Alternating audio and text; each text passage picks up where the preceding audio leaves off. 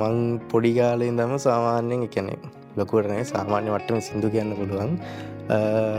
එතකොට අර මං පොඩි කාලේ ආසාවෙන් නිකන් ඒ කියන්නේ කිසිම මියුසික් එකක් නැතුව නිකන් වෝකල් එකෙන් විතරක් කිය කිය හිටපු සින්දු ටික මට ආස හිතුණා නිකන් මටම කියලා බලන්න කොහොමද මේක මියුසික් එකක් ඇඩ් වුණත් කොහොමද කියලා මම ඊට පස්සේ සෙල්ෆ් ස්ටඩි කරන්න ගත්තා. මගේ කියන්නේ පොඩි ලැප් එකක් තිබ්බ ඒ දවස්වල.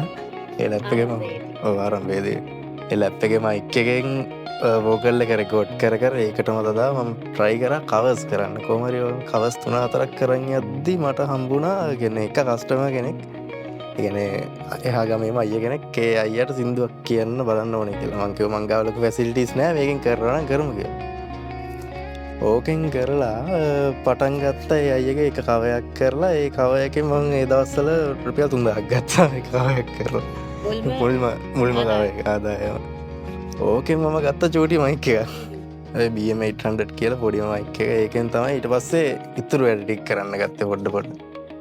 ඕක කන්ටිනියු කරන් ගිහිල්ලා මයික් එක චේන්ජ් වෙවි එන ආදායම එකතු කර කර ආයි ස්ටුඩියෝ එකෙන් බඩු ටික අරගෙන ආපු ගමන තමයි මේ දැන් මෙතන ඉන්නේ.